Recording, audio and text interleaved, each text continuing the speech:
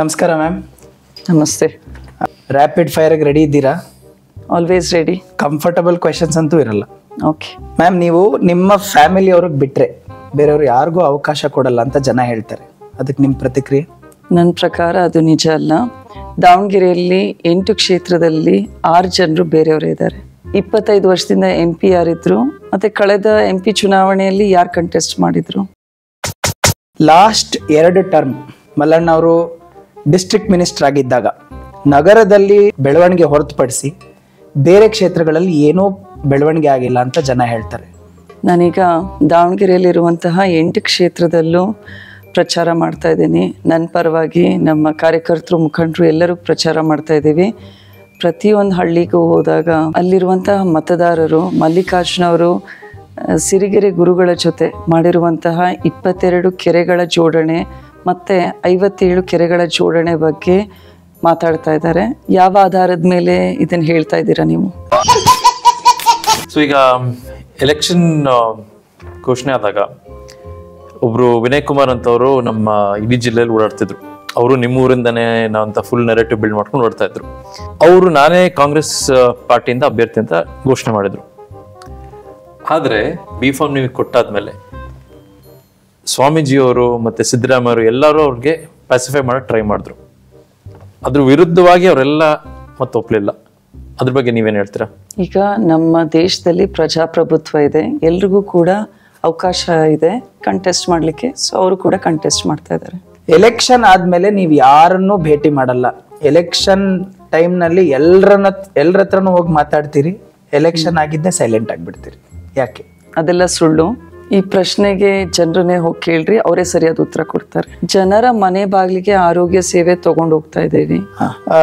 ಕಾಂಗ್ರೆಸ್ ಪ್ರಣಾಳಿಕೆ ನೋಡಿದ್ರೆ ಗ್ಯಾರಂಟಿಗಳ ಬಗ್ಗೆನೇ ಮಾತಾಡುತ್ತೆ, ಉದ್ಯೋಗದ ಬಗ್ಗೆ, ಅಭಿವೃದ್ಧಿ ಬಗ್ಗೆ ಏನು ಮಾತಾಡೋದೇ ಇಲ್ಲ. ನೀವೇನು ಹೇಳ್ತೀರಿ ಅದಕ್ಕೆ?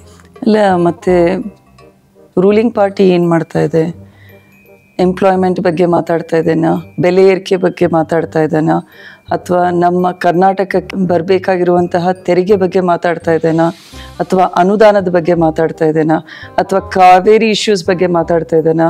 ಗಡಿ ಸಮಸ್ಯೆಗಳ ಬಗ್ಗೆ ಮಾತಾಡ್ತಾ ಇದ್ದೇನಾ? ಏನು ಮಾತಾಡ್ತಾ ಇದ್ದಾರೆ? ಮತ್ತು ನಮ್ಮ 25 ಜನ ಸಂಸದರು ಯಾವ ವಿಷಯದ ಬಗ್ಗೆ ಮಾತಾಡ್ತಾ ಇದ್ದಾರೆ? ಈಗ SSK ಟ್ರಸ್ಟ್ ಒಂದು ಶುರು ಮಾಡೋ ಉದ್ದೇಶ ಲೈಮ್ ಲೈಟಿಗೆ ಬರಬೇಕು, ನಾವು ಜನ ಸೇವೆ ಮಾಡ್ತೀವಿ ಅಂತ ತೋರಿಸ್ಕೊಳಕ್ಕೆ ಅಂತ ಮಾಡ್ಬೇಕಂತ ಜನ ಆರೋಪ ಮಾಡ್ತಾ ಇದ್ದಾರೆ. ಅದ್ರ ಬಗ್ಗೆ ಏನು ಹೇಳ್ತೀರಾ? ಇದನ್ನ ಆರೋಪ ಮಾಡ್ತಾ ಇರೋದು ವಿರೋಧ ಪಕ್ಷರು.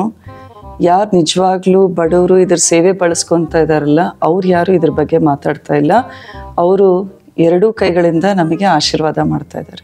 ಜನರು ನಿಮ್ಮನ್ನ ಲೇಡಿ ಸಿಂಗಮ್ ಅಂತ ಕರೀತಾರೆ. ಇಂಥ ಟೈಟಲ್ಸ್ ನಿಮಗೆ ಇಷ್ಟ ಆಗತ್ತಾ? ಹೌದು, ನಾನು ಜನರ ಸಿಂಗಂ. ನೀವು ಸಂಸದೆ ಆದ್ಮೇಲೆ ಮಲ್ಲಣ್ಣ ಅವ್ರ ಶ್ಯಾಡೋನಲ್ಲೇ ಇರ್ತೀರಿ ಅನ್ನೋದು ಅನಿಸಿಕೆ ಇದೆ.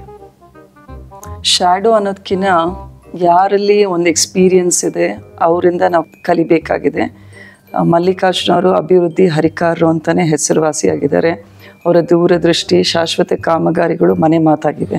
ಅದೇ ರೀತಿ ಅಪ್ಪಾಜಿಯವರು ಕೂಡ ಯಾವುದೇ ಜಾತಿ ಧರ್ಮ ಅನ್ನೋ ಭೇದ ಇಲ್ಲದೆ ಎಲ್ಲರನ್ನೂ ಸಮಾನವಾಗಿ ನೋಡ್ತಾರೆ. ಇವೆರಡನ್ನೂ ಕೂಡ ನಾನು ಅವರಿಂದ ಕಲ್ತಿದ್ದೀನಿ.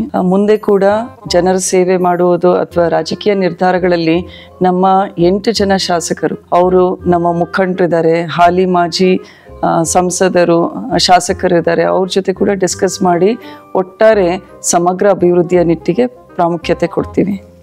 ಅಂದ್ರೆ ನೀವು ಶ್ಯಾಡೋನಲ್ಲಿ ಇರ್ತೀರಾ? ಶ್ಯಾಡೋ ಅನ್ನಲ್ಲ, ಇದಕ್ಕೆ ಲರ್ನಿಂಗ್ ವಿತ್ ಎಕ್ಸ್ಪೀರಿಯನ್ಸ್. ಈಗ BJP ಅವರು ಸಾಕಷ್ಟು ನಿಮ್ದು ವಿಡಿಯೋಸ್ ಮತ್ತೆ ಸೋಷಿಯಲ್ ಮೀಡಿಯಾದೆಲ್ಲ ಪಾಪ್ಯುಲಾರಿಟಿ ನೋಡಿ ನಿಮ್ಮ ಕಂಟೆಂಟ್ ಎಲ್ಲ ತೊಗೊಂಡು ಟ್ರೋಲ್ ಮಾಡ್ತಿದ್ದಾರೆ. ಅದ್ರ ಬಗ್ಗೆ ಏನು ಹೇಳ್ತೀರಾ? ನಾನು ಯಾವುದೂ ಅವ್ರ ಚಾನಲ್ಲು, ಯೂಟ್ಯೂಬ್ ಚಾನಲ್ ಏನೂ ನೋಡ್ತಾ ಇಲ್ಲ. ನಾನು ಬರೀ ನನ್ನ ಒಂದು ಜನರ ಒಂದು ಒಡನಾಟ, ಅವ್ರನ್ನ ಕನ್ವಿನ್ಸ್ ಮಾಡೋದು, ನಮ್ಮ ಕಾರ್ಯಕರ್ತರ ಜೊತೆ ಕ್ಷೇತ್ರದ ಸಂಚಾರದಲ್ಲಿ ತೊಡಗಿದ್ದೇನೆ ಹೊರತು ವಿರೋಧ ಪಕ್ಷದರ ಸ್ಟ್ರಾಟಜಿ ಬಗ್ಗೆ ನಾನು ತಲೆ ಕೆಡಿಸ್ಕೊತಾ ಇಲ್ಲ. 26 ವರ್ಷಗಳಿಂದ ನೀವು ಒಂದು ಶ್ರೀಮಂತ ಕುಟುಂಬದಿಂದ ಬಂದಿದ್ದೀರಾ.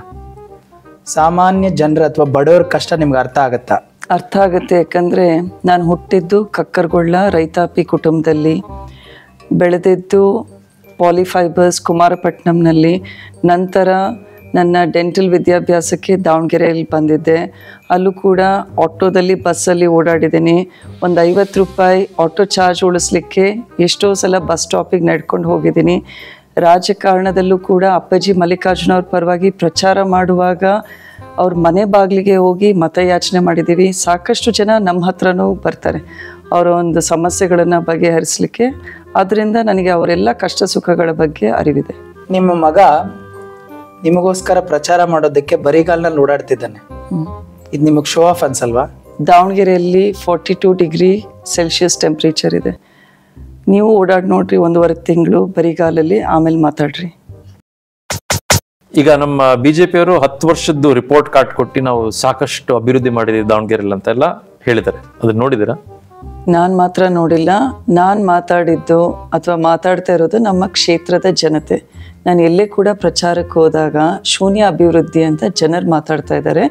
ಜನರ ಮನಸ್ಸಿನಲ್ಲಿರೋದು ಅವ್ರು 25 ವರ್ಷ 10 ವರ್ಷದಿಂದ ಅನುಭವಿಸಿರೋದನ್ನ ಜನ ಹೇಳ್ತಾ ಇದ್ದಾರೆ.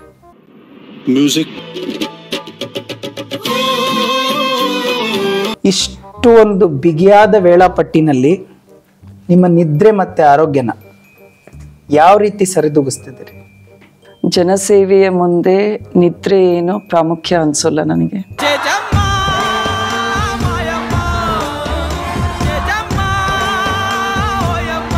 ನಿಮ್ಮನ್ನ MP ಕ್ಯಾಂಡಿಡೇಟ್ ಆಗಿ ಏನಕ್ಕೆ ಚೂಸ್ ಮಾಡ್ತು? ನಿಮ್ಮ ಕುಟುಂಬ ಇದಕ್ಕೋಸ್ಕರ ಲಾಬಿ ಮಾಡಿಲ್ವಾ? ನಾವು ಎಂದೂ ಟಿಕೆಟಿಗೆ ಲಾಬಿ ಮಾಡಿಲ್ಲ. ನಾನು ಮಾಡಿರೋ ಕೆಲಸಗಳನ್ನು ನೋಡಿ ಕಾಂಗ್ರೆಸ್ ಪಕ್ಷ ನನ್ನ ಜನಸೇವೆ, ರಾಜಕೀಯದಲ್ಲಿ ಅಪ್ಪಾಜಿ ಮಲ್ಲಿಕಾರ್ಜುನ ಅವ್ರ ಪರವಾಗಿ ಓಡಾಡಿರೋದು, ಗೆಲ್ಲುವಂತಹ ಕ್ಯಾಂಡಿಡೇಟ್ ಅಂದ್ಕೊಂಡು ಇವತ್ತಿನ ದಿನ ಟಿಕೆಟ್ ಕೊಟ್ಟಿದ್ದಾರೆ. ದಾವಣಗೆರೆನಲ್ಲಿ 2 ಮಹಿಳೆಯರ ಕಾಂಟೆಸ್ಟ್ ನಡೀತಾ ಇದೆ, ಅದ್ರ ಬಗ್ಗೆ ನಿಮ್ಮ ಅನಿಸಿಕೆ? ನನಗನ್ಸುತ್ತೆ ಇನ್ನಷ್ಟು ಮಹಿಳೆಯರಿದ್ದಿದ್ರೆ ಇನ್ನೂ ಚೆನ್ನಾಗಿರೋದು. ನೀವು ಅಸೆಂಬ್ಲಿ ಎಲೆಕ್ಷನ್ ಟೈಮ್ಸ್ನಲ್ಲಿ ಒಂದಷ್ಟು ಪ್ರಾಮಿಸಸ್ ಮಾಡಿದ್ರಿ, IT BT ಕಂಪನೀಸ್ ತರ್ತೀವಿ ಹಾಗೆ ಹೀಗೆ ಅಂತ. ಅದು ಯಾವುದು ಇಲ್ಲಿವರೆಗೂ ಆಗಿಲ್ಲ, ಯಾಕೆ? ಈಗಾಗಲೇ ದಾವಣಗೆರೆಯಲ್ಲಿ ಇಕೋಸಿಸ್ಟಮ್ ಮತ್ತು ಇನ್ಫ್ರಾಸ್ಟ್ರಕ್ಚರ್ ರೆಡಿ ಇದೆ. ದಾವಣಗೆರೆ ಎಜುಕೇಷನ್ ಹಬ್ ಆಗಿದೆ, ಇಂಡಸ್ಟ್ರಿಯಲ್ ಹಬ್ ಆಗಬೇಕಾಗಿದೆ. ಬಿಯಾಂಡ್ ಬ್ಯಾಂಗ್ಳೂರ್ ಕಾನ್ಸೆಪ್ಟ್ನ ಸಂಸದಳಾದ್ಮೇಲೆ ಪ್ರಾಮಾಣಿಕವಾಗಿ ಮಾಡ್ತೀನಿ. ಈಗ ಮೊನ್ನೆ ತಾನೇ ನೀವು ಪ್ರಭಾ ಪ್ರಣಾಳಿಕೆ ಅಂತ ಒಂದು ಮ್ಯಾನಿಫೆಸ್ಟೋ ಬಿಟ್ಟಿದ್ರ, ಅದು ಯಾರು ನಮ್ಮ ಕ್ಷೇತ್ರದಲ್ಲಿ ಇತಿಹಾಸದಲ್ಲಿ ಬಿಟ್ಟಿಲ್ಲ ಅನ್ಸುತ್ತೆ. ಆದ್ರೆ ಎಲ್ಲದನ್ನ ನೀವು ಇಂಪ್ಲಿಮೆಂಟ್ ಮಾಡಕ್ಕಾಗತ್ತಾ? ಸಂಸದಳಾದ್ಮೇಲೆ ನೋಡ್ರಿ, ಅದು ಪ್ರಭಾಕನ್ ಪ್ರಮಾಣ. ಇದೇ ನನ್ನ ಮಾತು, ನನ್ನ ಮಾತೆ ಶಾಸನ. ಮ್ಯಾಮ್, ರಾಜಕೀಯ ಪ್ರವೇಶಿಸೋದಕ್ಕೆ ನಿಮ್ಮ ವೈಯಕ್ತಿಕ ಅನುಭವ ಯಾವ ರೀತಿ ಪ್ರೇರೇಪಿಸಿದೆ? ಮತ್ತು ಮಲ್ಲಿಕಾರ್ಜುನ್ ಸರ್ ಮತ್ತು ಅಪ್ಪಾಜಿ ಅವ್ರ ಪ್ರಭಾವ ನಿಮ್ಮ ಮೇಲೆ ಯಾವ ರೀತಿ ಬೀರಿದೆ? ಈಗ ಸಾಕಷ್ಟು ಅಪ್ಪಾಜಿ ಅವರಿಂದ, ಮಲ್ಲಿಕಾರ್ಜುನ ಅವರಿಂದ ರಾಜಕೀಯದ ಬಗ್ಗೆ ಕಲ್ತಿದ್ದೀನಿ. ಮಲ್ಲಿಕಾರ್ಜುನ ಅವರು ಅಭಿವೃದ್ಧಿ ಹರಿಕಾರರು, ಯಾವ ರೀತಿ ಗುಣಮಟ್ಟದ ದೂರದೃಷ್ಟಿ ಕಾಮಗಾರಿಗಳನ್ನು ಮಾಡಬೇಕು ಅನ್ನೋದು ಅವರಿಂದ ಕಲ್ತಿದ್ದೀನಿ. ಅಪ್ಪಾಜಿ ಅವರಿಂದ ಎಲ್ಲರನ್ನೂ ಸಮಾನವಾಗಿ ನೋಡುವಂಥ ದೃಷ್ಟಿಕೋನವನ್ನು ಅವರಿಂದ ಕಲ್ತಿದ್ದೀನಿ. ಜನರ ಒಡನಾಟ, ಜನರಿಂದನೂ ಕೂಡ ಸಾಕಷ್ಟು ಕಲ್ತಿದ್ದೀನಿ ನಾನು. ಏರ್ಪೋರ್ಟ್ಗೆ ಏನಾಯ್ತು? 25 ವರ್ಷದಿಂದ ಇರುವಂತಹ ಸಂಸದರನ್ನ ಈ ಪ್ರಶ್ನೆ ಕೇಳಬೇಕು ನೀವು. ಈಗ ಮೊನ್ನೆ ಹುಬ್ಳಿಯಲ್ಲಿ ನಮ್ಮ ಒಂದು ಕಾಲೇಜಲ್ಲಿ ನೇಹಾ ಅವ್ರದ್ದು ಒಂದು ಮರ್ಡರ್ ಆಯ್ತು. ಅದ್ರ ಬಗ್ಗೆ ನಿಮ್ಮ ಅಭಿಪ್ರಾಯ ಏನು? ಯಾಕಂದ್ರೆ ನೀವು ಈ ವಿಷಯ ಬಗ್ಗೆ ನೀವು ಬರೀ ಒಂದು ಪ್ರೆಸ್ ಸ್ಟೇಟ್ಮೆಂಟ್ ಮಾತ್ರ ಕೊಟ್ಟಿದ್ದೀರಾ, ಬಟ್ ಎಲ್ಲೂ ನೀವು ವೈಯಕ್ತಿಕವಾಗಿ ಎಲ್ಲೂ ನೀವು ಏನೂ ಹೇಳಿಲ್ಲ. ಅಲ್ಲ, ಅದನ್ನ ರಾಜಕೀಯಕ್ಕೆ ಬಳಸಬೇಡ್ದು ಅನ್ನೋ ಉದ್ದೇಶದಿಂದ ಅಷ್ಟೇ ಮಾತಾಡಲಿಲ್ಲ ಅದ್ರ ಬಗ್ಗೆ. ಬಟ್ ಡೆಫಿನೆಟ್ಲಿ ಅವ್ರ ಕುಟುಂಬದ ಬಗ್ಗೆ, ಅವರ ಲಾಸ್ ಬಗ್ಗೆ ನನಗೂ ಕೂಡ ಸಂತಾಪ ಇದೆ. ಗಾಯತ್ರಿ ಸಿದ್ದೇಶ್ವರ್ ಅವರು ನಿಮಗೆ ಸ್ಟ್ರಾಂಗ್ ಕಾಂಪಿಟೇಟರ್ ಅನ್ನಿಸ್ತಾರ? I work on my own strength. ಅದ್ರ ಜೊತೆಗೆ I have set higher standards for my self. ಎಲ್ಲ ಅಭ್ಯರ್ಥಿಗಳ ಪೈಕಿಯಲ್ಲಿ ನಿಮ್ಮನ್ನು ಯಾಕೆ ಆಯ್ಕೆ ಮಾಡಬೇಕು? ಇದ್ರ ಬಗ್ಗೆ ನಾನು ಹೇಳಲಿಕ್ಕೆ ಇಷ್ಟಪಡ್ತೀನಿ. This is my trust with democracy. ಸಮಾಜ ಸೇವೆ ಮಾಡಿರುವ ಅನುಭವ ಇದೆ. ಮೊನ್ನೆ ತಾನೇ ಯುಗಾದಿ ಹಬ್ಬವನ್ನು ಎಲ್ಲರೂ ಆಚರಿಸಿದ್ವಿ. ಯುಗಾದಿ ಹಬ್ಬದಲ್ಲಿ ಹೊಸ ಚಿಗುರೊಡೆಯುತ್ತೆ. ನಾನು ಕೂಡ ಹೊಸ ನಾಯಕತ್ವಕ್ಕೆ ಜನರು ಆಶೀರ್ವಾದ ಮಾಡ್ರಿ ಅಂತ ಕೇಳ್ತಾ ಇದ್ದೀನಿ. ಇನ್ನೇಕೆ ಆತಂಕ, ಈ ಬಾರಿ ಪ್ರಭಕ್ಕ ನಮನಾಯಕಿ ನೀನಕ್ಕ.